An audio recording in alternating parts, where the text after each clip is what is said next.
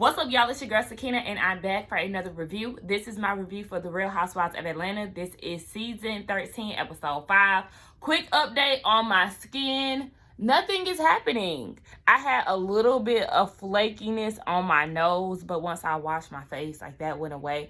But one thing I will say, this chemical peel really has my face glowing. Like I said, I need to start really going to the esthetician on the regular. I've been like twice before, but I really want to start going on a regular because my skin does have a really glowy look to it, and I could appreciate that. I know this is not the video that I gave, that I did the live on, but I do want to shout out to everybody who participated in my Ready to Love live that we did on Saturday night. It was really fun. I had a good time.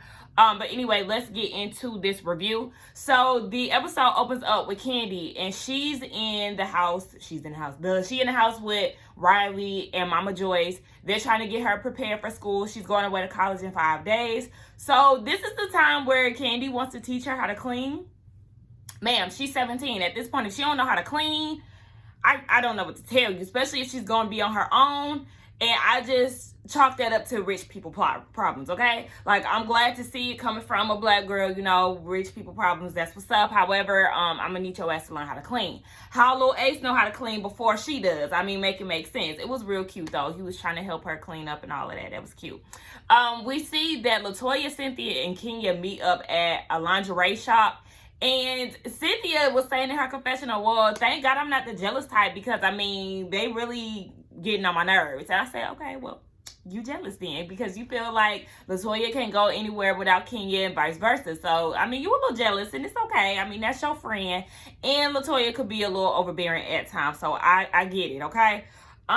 They talk about Kenya, you know, taking photos for this website, which I highly doubt that Kenya Moore is on a dating app unless it's something where, like, celebrities do. Because I do remember on Grown Up Hip Hop, LA, Angela Simmons did say that she was on the app, but it was like, you know, for celebrities. So maybe that's the type of app. Maybe it's some exclusive shit, not Tinder for us regular people. But anyway, they got into that topic, and then they talked about how Kenya sent LaToya a nude, and she showed it. So, you know, Bravo showed us what the nude was. I personally think that it was a nice nude, you know. I didn't have a problem with it.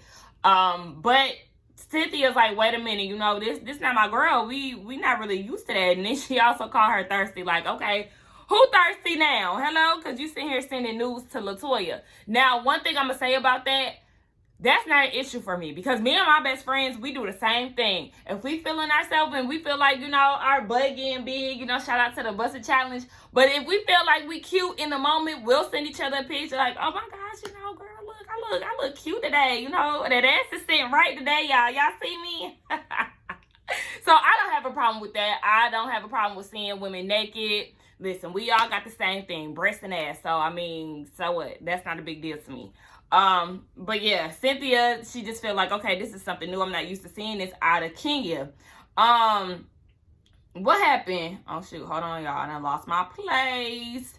Yeah, Cynthia, or Kenya, not Cynthia. Kenya said in her confessional that she sent LaToya the nude because LaToya makes her feel sexy, vibrant, and desirable. I said, girl, you're a beautiful woman. You don't... Okay. I get tired of this lesbian shit that they be trying to pull on this show. So, Cynthia was saying that the Black Lives Matter party was very powerful, and I was like, oh. Because like I said, it was kind of cringy when Porsha got up and did that speech. And a lot of people did feel uncomfortable with the whole Black Lives Matter decor. And I was taken aback by that too, because I thought it was just going to be, you know, a gathering for her to just let her hair go, let her hair down from being out in the front lines and doing protesting. But it took me by surprise once I seen that it was a Black Lives Matter party. So I totally understand where people coming from when it comes to that, because it's like, yeah, had y'all not had them decorations, I think people would have been more receptive to the party. But yeah, y'all could have got rid of that. Kenya mad because she didn't get invited, or she got invited and then it got taken away. Yeah, she was mad that Porsha didn't give her a phone call after finding out that Lauren uninvited her. But I'm like, oh, well, can you just let it the fuck go? And then in her confessional, she was saying that Porsha missed class the day that they was trying to give a lesson on the Underground Railroad in class. Now, to be honest, I wouldn't necessarily want Porsha to be like leading me when it comes down to these protests and all of that stuff. Because, yeah, baby, you just learned that the Underground Railroad wasn't an actual railroad. And that was alarming to me, especially with your grandfather's history. Like, you didn't know that that wasn't that. So, I mean, it's good to educate ourselves and all of that. I would let somebody else that's like more familiar with these things lead the way. But like I said, she doing a lot more than a lot of us. So shout out to her for getting the job done and protesting and all of that. Kenya said that she ain't gonna play the Porsha game. When she go low, when she go low, she's gonna go high. I said, okay, yeah, remember that later on when you down at Cynthia party. Cynthia seems to think that Joe Biden is gonna be there, baby. So she real excited about that. Shamia was saying like, oh yeah, I'm sorry I can't make it. I'm gonna miss Joe Biden. So Cynthia then took that and ran all the way with it. And she really think that Joe Biden gonna show up to this damn party. So then we see Porsha at the house and she's talking to her mama and them. She's getting ready to do a book, The Pursuit of Porsha. And it's basically a book showing how she overcame her obstacles and all of that. So she was talking about how she grew up, you know, her parents divorced at a young age. So she went back and forth from house to house. So that was a bit confusing for her as a young child. Lauren, her and Lauren have the same dad, in which we know, but Lauren's mom, was she the side piece? Because that's what it sounded like. And when Lauren was talking about, you know, her experience with their dad, it was totally different from Porsha's. You know, Lauren got kisses in the morning and she was always with him. And when Porsha teared up, when she started crying because of Lauren's experience with their dad, I did feel bad for her, because both of them really, they don't think that they have daddy issues, but, you know, they missed out on that father figure. I think he passed away when Porsha was like 17, or was it 16? I think her and Lauren are like 4 years apart. So, no, I think he may have passed when she was like 14, because he passed when Lauren was 10. So they lost their father at young ages. So when it was time to like date and stuff like that, they didn't have anyone to go to. So I really felt bad for them. I'm very fortunate to have my dad in my life still. So, you know, baby, listen. I felt really bad for them. Porsha also feels bad because, you know, Dennis is not in the household. So her daughter pretty much has to experience the same thing because her and Dennis ain't together. And then she was saying, like, you know, Pilar is not a mistake. I know what happened when I laid down. Like, basically, she did it purposely. And then she was going off the list of all the things that made her want to have a baby with him. She was like, oh, my gosh, he got his own place, which I hope he would at that grown age. 2, he has his own business.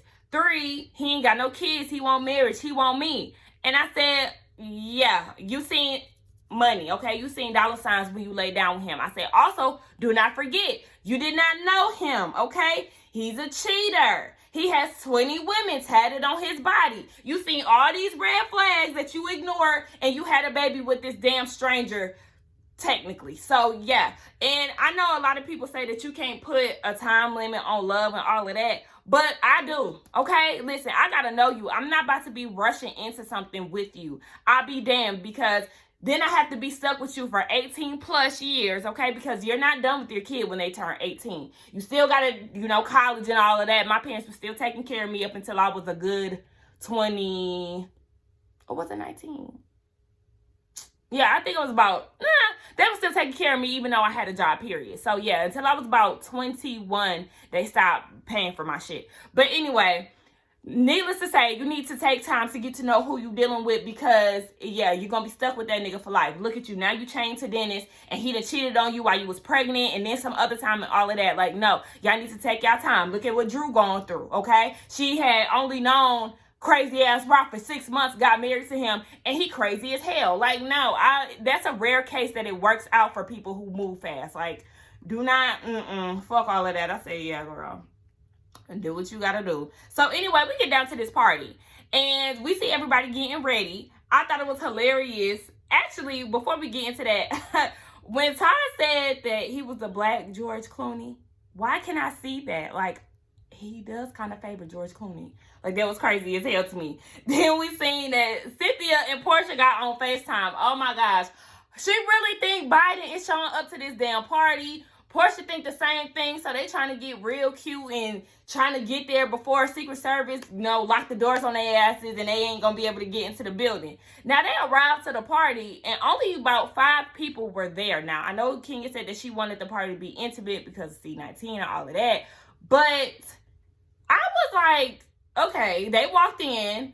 They didn't know what the hell was going on. Of course, it was a surprise, but I maybe would have wanted to see something in plain sight that made sense that this was their party because, yeah, the ice sculpture did say chill, but maybe if they had like some balloons that said congrats Cynthia and Mike, or if they had like a banner, I don't know, something that indicated that clearly this is a party for them and Biden's ass is not going to be here. That's just what I would have liked to see because they was confused as hell and it took them a while to really understand. On top of that, when they walked in, nobody was ready to yell congratulations. They was all in their phones gathered around and all of that, so it was kind of weird. But once she found out that it was a party, she appreciated that. She hugged Kenya. It was real cute. Cynthia did say that she wanted Kandi and Kenya to be her bridesmaids. So shout out to them. They really appreciate that. We see that they was down there at the wedding as bridesmaids in all white. Marlo and her boots? No. What the hell was that? Like, her dress was cute. Them boots? Hell no. Porsha's dress though. Baby. I said, oh, Cynthia, this what you should have been wearing. You and Porsha need to switch dresses because this your party. I know you didn't know that, but it was really cute. I said, come on, Porsha. That's how you be fashionably late because the bitch was late as hell, okay? If you ever thought you was going to get through Secret Services being late, girl, you got dressed for no reason. So, I thought it was hilarious as hell watching Kenya drunk ass get on that mic after her speech ad-libbing. Me, whatever the hell she was doing. That shit was funny. I did say that this episode was boring, but there was some parts that actually made me laugh. Porsha and Kandi got on stage or got the mic and they was singing. I know some people don't like Kandi's singing voice, but it don't bother me and shit. Because, if you follow me on Instagram, when I killed that, you're my little secret. The bridge, baby. Kandi killed that. I don't give a damn. So, I don't mind her singing voice. They start eating and they was talking about vegan sex being the greatest. As y'all know, I am vegan. Don't ask me how the vegan sex hit because I ain't had sex since I've been a vegan. And April will make it 3 years. So, yeah, don't ask me. I wouldn't know a thing, okay? Now, LaToya get there. She late. She get there. She want to show off Kenya's nude to the whole table. And I'm like, why? And then she said that she had it as a screensaver. Now, had it been the table of women, okay, I wouldn't have had a problem with that. But Todd and Mike were there. And it's just like, girl, don't do that. That's too much. Then Marlo and Porsha start hating. Talking about and all of this. And it's just like, like I said, I thought it was a good nude. Shit, she had a good side profile. And LaToya was saying, these are goals. So Marlo was like, oh, are you going to get your butt done too? Bitch. Rude as hell. So, Kenya, I was about to say Kandi.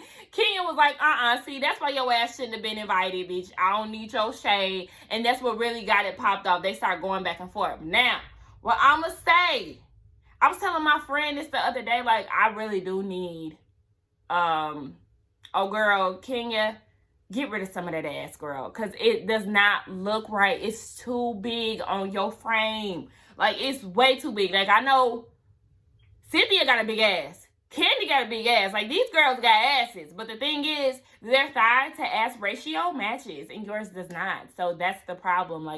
My friend said that a lot of doctors don't redo the work or, reverse it or whatever the case. I'm thinking maybe she got a fat transplant. I don't know, because I think she got her ass done a long time ago. So hers might be injection. So I know that's kind of hard to come back from. But bottom line, she need to get rid of all that ass because it really don't look well on her. Sorry to tell you, girl. I like Kenya, but that ass is not cute. It was a nice side profile. But when you wear jeans and all of that, no ma'am. No ma'am. They all did look great down at the lingerie thing though. I did like the little, the little runway thing that they was giving out. That was cute. It was funny as hell when Cynthia was trying to be cute and that hair got caught on that hanger. But I'm talking about something totally different. Okay, back down to this party. What was we talking about? So yeah, I just didn't like the fact that she showed the picture in front of everybody. Porsha thanked Kenya for the doll. Kenya, you know, in her feelings, I think it would have been better had I been able to deliver it personally.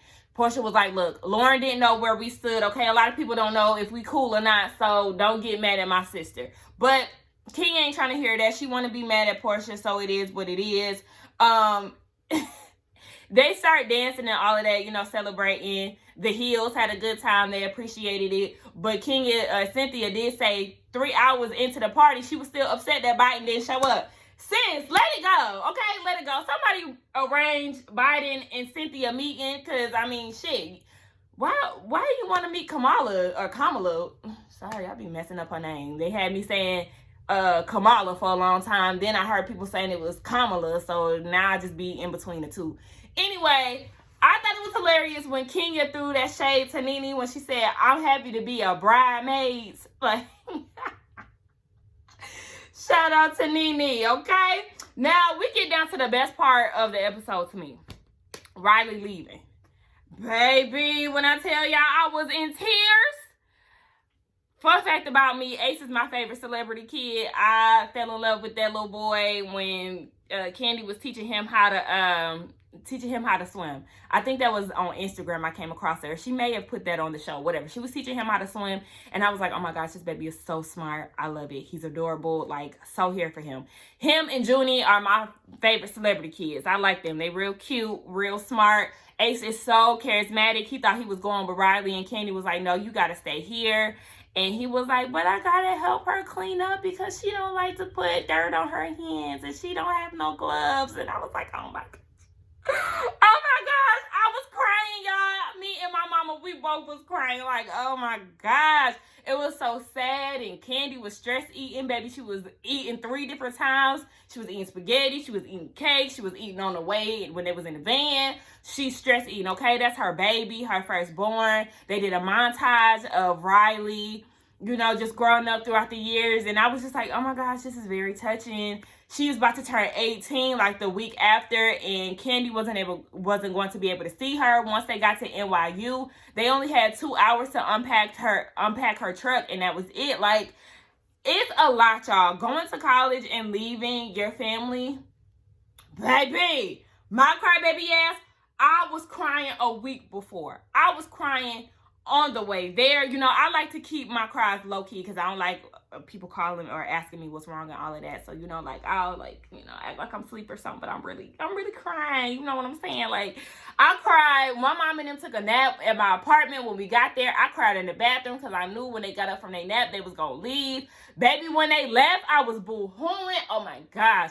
And my mom is not really a crier for real, but she kept it in. But she did tell me, she said, once I left and I got home, I broke down. Like, leaving for college is something else, y'all. It's different. If y'all ain't never left for college, it hit different, okay? But anyway, that was the best part of the episode to me. I did say it was boring, but it was kind of entertaining a little bit. It made me laugh a little bit, you know, made me cry too, seeing little Ace and Riley. But anyway, yes, y'all, that was my review on the Real Housewives of Atlanta. Y'all let me know what y'all thought about this episode. Don't forget to like, comment, and subscribe to my channel, and I will see y'all in the well, I be messing up my outros lately. See, I will see y'all in the next one. All right, bye.